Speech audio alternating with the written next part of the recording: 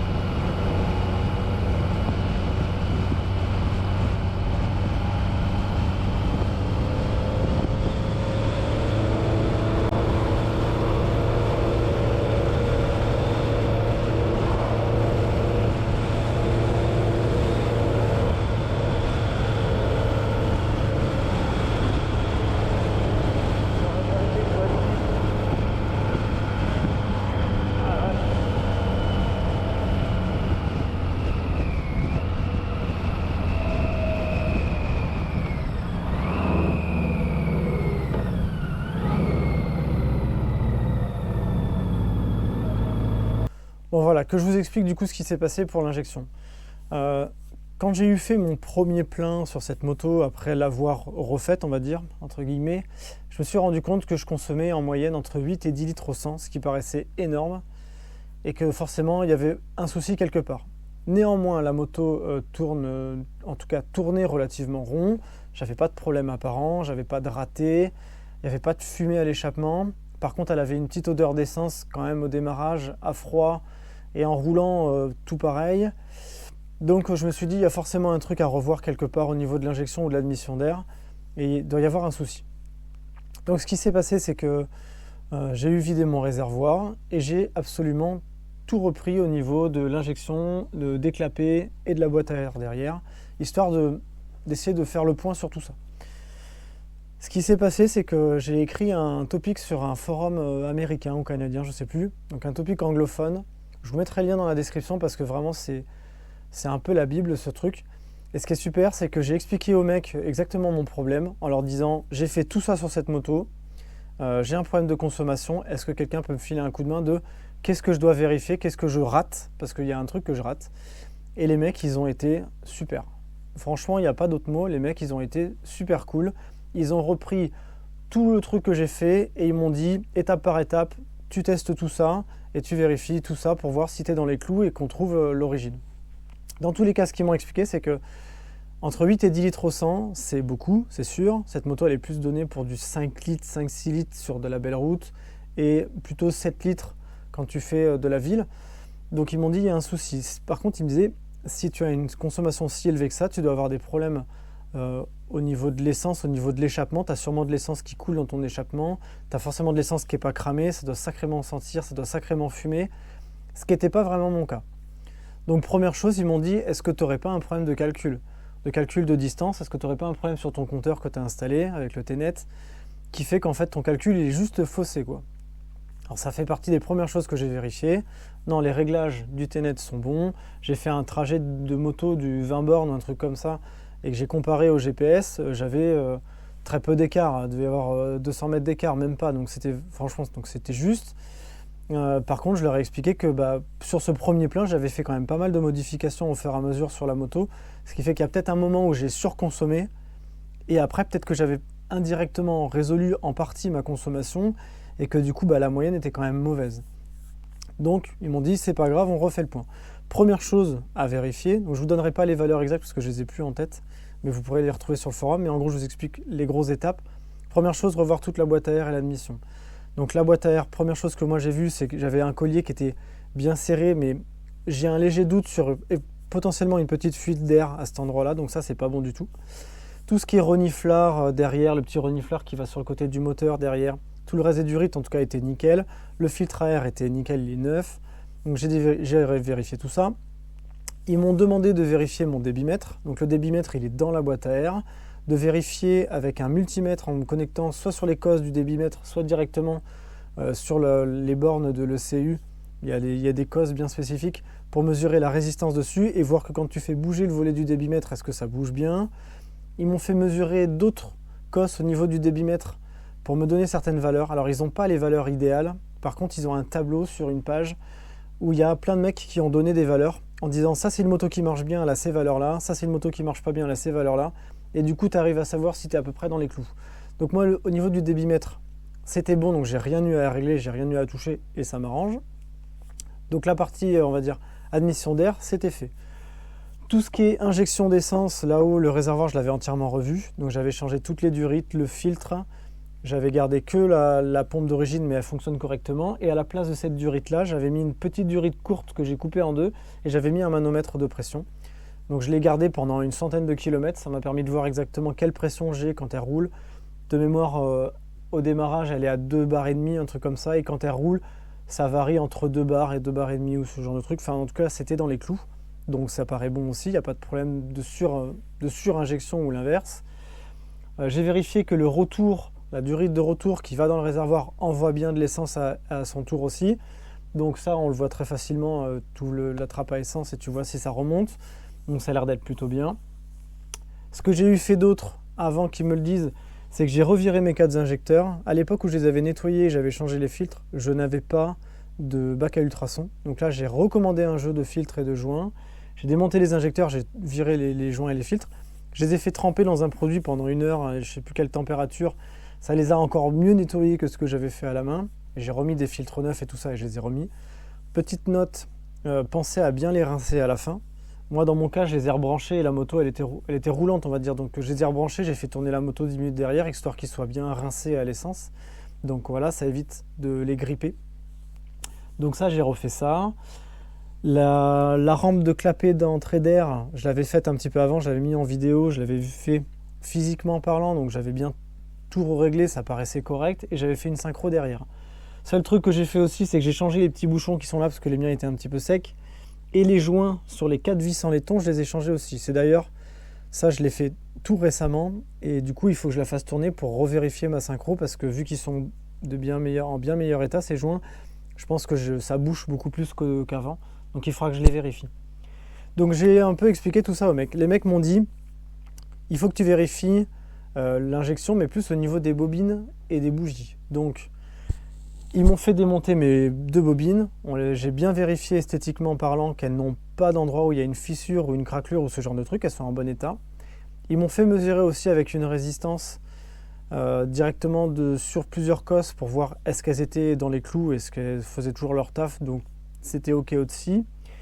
Les câbles qui vont jusqu'aux bougies, c'est pareil, il faut les mesurer, il faut bien les nettoyer à l'intérieur et on peut les mesurer pour voir la résistance qu'ils ont, pour se rendre compte est-ce qu'ils ne seraient pas pourris, est-ce qu'il n'y en aurait pas un qui serait un peu sectionné, qui fait que du coup le courant passe pas bien et voilà, n'envoie pas bien à la bougie. Donc mes 4 câbles sont bons. Et dernière chose à vérifier, ils m'ont dit enlève tes bougies, revérifie-les, vérifie la couleur, donne-nous des photos, etc. Donc moi mes bougies globalement, la numéro 1 était un petit peu noire, la numéro 2 avait tendance à être noire et un peu grasse, mais plus grasse d'essence que grasse d'huile, ça veut dire quelque chose. Et les 2 derniers étaient relativement bons. J'ai comparé les anciennes bougies que j'avais gardées qui étaient sur cette moto quand je l'ai achetée, il n'y en a aucune, elles sont un tout petit peu noires, mais il n'y en a aucune qui a l'air grasse ou ce genre de truc. Donc elle était peut-être un petit peu, ça pétait peut-être un peu fort, parce que de toute façon, vu dans l'état général qu'elle était, elle avait sûrement besoin d'être un peu réglée. Mais il n'y avait pas de truc énorme.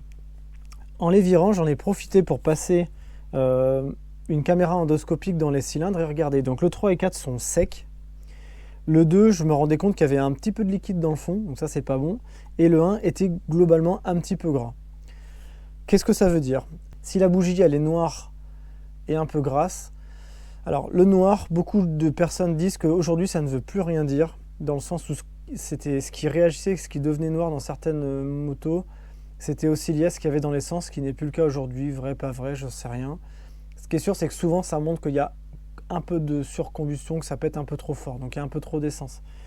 Là dans mon cas, le cylindre numéro 2 qui est gras et qui avait un peu de liquide, soit clairement les segments du cylindre sont foutus, du piston sont foutus, et dans ce cas-là, il y a de l'huile qui revient avec, donc c'est pour ça que c'est gras et voilà. Mais vu que ça avait l'air d'être bien liquide et bien différent et que je ne perds pas d'huile, la moto elle est à la moitié au niveau du niveau, elle n'a pas bougé dans les 500 bornes que j'ai fait, ça n'a pas du tout bougé, donc je considère que je ne consomme pas d'huile. Donc je me dis, les segments ils sont peut-être un peu fatigués forcément, mais en tout cas ça n'a pas l'air d'être une vraie source de problème. Je pense que c'est vraiment une question d'essence. Le cylindre numéro 1, bon il est un petit peu gras mais sans plus. Et en fait, en regardant les bougies, je me suis rendu compte que la bougie numéro 2, elle était fendue. Alors, c'est des bougies qui sont neuves. Je les ai démontées plusieurs fois parce que j'ai fait des tests de compression, j'ai fait pas mal de trucs. Mais pourtant, je les serre précautionneusement. Et en plus de mémoire, si je dis pas de bêtises, je les serrais au couple. Mais n'empêche qu'à un moment donné, j'ai dû l'abîmer, la 4, la 2, et elle s'est fendue au niveau de la porcelaine. Donc, je l'ai virée. J'ai remis une ancienne qui était correcte au niveau de la cosse en haut. J'ai remis une ancienne. Je les ai toutes bien nettoyées au niveau de la tête pour essayer d'enlever le noir. Du coup, depuis, RAS. Globalement, je ne sais pas. Donc, c'est pas super. J'ai pas corrigé de trucs en soi. J'ai pas nettoyé, enfin, j'ai pas refait de réglage en soi. Tout ce que j'ai bien vérifié, c'est que voilà, il n'y a pas de problème à l'admission d'air. Les clapets sont bien réglés. Les bougies, du coup, forcément, si j'en ai une qui est pas bonne, potentiellement, elle pète pas correctement. Donc, il y a de l'essence qui reste. Est-ce que ça implique que je vais en consommer plus? Je sais pas trop.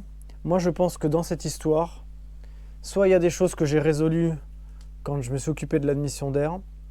Soit la bougie qui était en défaut m'a aussi résolu quelques trucs, soit en fait ma consommation du départ, elle était liée peut-être au début du roulage que j'ai eu sur cette moto, où j'ai fait plein de modifs au fur et à mesure. Enfin bref, globalement ce qui se passe c'est que là aujourd'hui j'avais mis 16 litres d'essence dans le réservoir, je les ai purgés, j'ai purgé la fin du réservoir à 160 km quand elle m'affichait la réserve, parce que je voulais me permettre de me rendre compte combien il me reste dans le réservoir réellement quand la réserve s'allume. Donc quand la réserve s'est allumée, j'ai vidangé 4 litres d'essence ou 4 litres et demi, un truc comme ça, plutôt 4 litres et demi. Donc il en reste quand même pas mal dans le réservoir quand il y a la réserve. J'avais fait 160 km. Donc j'avais fait mon calcul de consommation, ça veut dire que j'avais fait 6 litres et demi au 100. Sachant que je n'avais fait que de la ville, j'ai dû faire 10 bornes. J'ai dû faire un petit morceau de 10 bornes où on pouvait rouler un peu plus vite que de la ville, mais sinon c'était vraiment que de la ville. Et je n'ai pas épargné le moteur, je n'ai pas cherché à rouler en bas régime. On m'a conseillé de rester dans les tours avec cette moto, que c'est une moto qui a besoin aussi de rouler dans les tours pour qu'elle ne s'encrasse pas et tout. Donc je suis volontairement resté dans les tours. Donc mine de rien, 6 litres et demi en faisant de la ville, bah, je suis dans les clous. Donc prochain test, il faut que je fasse un trajet plus long de national pour voir à combien je descends. Mais là clairement au niveau de la consommation, cette moto elle est bonne. Donc c'est sûr que à la 200 000 km, peut-être que les segments ne sont pas en super état, peut-être que le moteur il aurait eu besoin d'une réfection. Je me suis posé la question si j'allais pas me lancer dedans en me disant vas-y, elle n'est pas vendue, donc démonte le moteur et fais un joint de culasse. Sauf que ça me dérange parce que en fait si je le fais, ça va quand même me coûter pas mal de thunes parce qu'il faut changer de la visserie. Je vais forcément tomber sur des trucs et j'ai pas envie de forcément mettre de l'argent dans cette moto. Je considère que ça vaut pas le coup. Donc je préférais à la rigueur que quelqu'un la prenne et joue avec pour la modifier esthétiquement que de mettre de la thune dedans dans ce genre de réparation tant qu'elle fonctionne bien. A noter que cette moto, dans les vidéos précédentes, je l'explique, la compression est homogène sur les 4 cylindres. Alors elle est peut-être pas idéale, mais elle est dans les clous et elle est homogène sur les 4 cylindres. Donc j'ai pas une soupape qui est complètement pétée ou un truc du genre. Donc globalement, je pars sur le principe que RAS. Donc je rachèterai un jeu de bougies pour avoir les 4 identiques ou je rachèterai la même que j'ai pétée. Parce que là, c'est pas les mêmes marques. Mais en tout cas, elle marche bien. Et à rouler, du coup, sur les 160 km où j'ai roulé avec, franchement, elle est sympa. Je trouve qu'elle est assez confortable. La suspension arrière, elle est fatiguée, elle mériterait d'être changée, mais globalement, c'est super confortable. C'est un peu pompeux à l'avant. C'est vrai que par rapport aux fourches récentes, on voit un peu la différence. Le freinage est super efficace à l'arrière, limite trop parce qu'on a tendance à bloquer la roue assez vite et il n'y a pas d'ABS sur ce modèle. Par contre, le freinage avant, il est fonctionnel, il est bien, mais il n'est pas mordant. Il est un peu mou au début. Enfin, si tu dois mettre un gros coup de freinage d'urgence, tu vas t'arrêter. Mais il faut essayer de prévoir un peu son coup, quoi. Faut pas non plus rester collé aux bagnoles, je pense que ça serait dangereux. Mais globalement, cette moto, elle marche bien. Le moteur, il est super coupleux, c'est assez agréable, ça marche super bien. C'est assez bruyant passer 5-6 000 tours. Moi, je ne l'ai pas poussé à 8 000, je crois que la zone rouge, c'est 8 000 et des patates. Je l'ai poussé jusqu'à 7 000 à un moment donné où j'ai pu, mais je ne l'ai pas fait à d'autres endroits parce que en ville, en fait, même en première, tu ne peux pas non plus pousser n'importe où. Mais vraiment, le moteur marche super bien, il monte très bien dans les tours, il n'y a pas de raté, il n'y a pas de problème particulier. Depuis que j'ai changé la trappe à essence, j'ai plus ces odeurs d'essence, donc c'était peut-être lié. Il n'y a pas de fumée à l'échappement. J'ai envie de dire, c'est plutôt bien pour un projet. Ça fait pile poil 1 an que je l'ai maintenant, la moto. J'ai appris pas mal de trucs, je trouve que c'est un projet qui a été sympa. Donc voilà, ce qui va se passer sur la suite de la chaîne, c'est que je pense que je mettrai quelques vidéos de roulage au fur et à mesure, que ce soit sur la XSR ou celle-ci, parce que je trouve ça assez sympa. Puis c'est assez reposant en fait. Et après, à voir. À voir. Donc voilà, si vous êtes dans un sujet similaire, je ne suis pas un expert, mais si jamais vous tombez sur un problème, n'hésitez pas à me contacter, on ne sait jamais, peut-être que je suis tombé dessus. Je suis aussi joignable sur Instagram. N'hésitez pas à me laisser un commentaire, abonnez-vous à la chaîne, parce que ça me permet de voir qu'il y a des gens qui suivent la chaîne et qui sont intéressés par le sujet. Je crois que 80% des vidéos des vues qui sont faites sur mes vidéos sont faites par des gens qui ne sont pas abonnés à la chaîne. Donc c'est dommage. Enfin en tout cas, voilà. Si vous vous lancez dans un sujet comme ça, amusez-vous, éclatez-vous, même si c'est pas rentable. Profitez-en, amusez-vous. Et puis bonne route en tout cas et faites attention à vous. Allez, ciao, bye.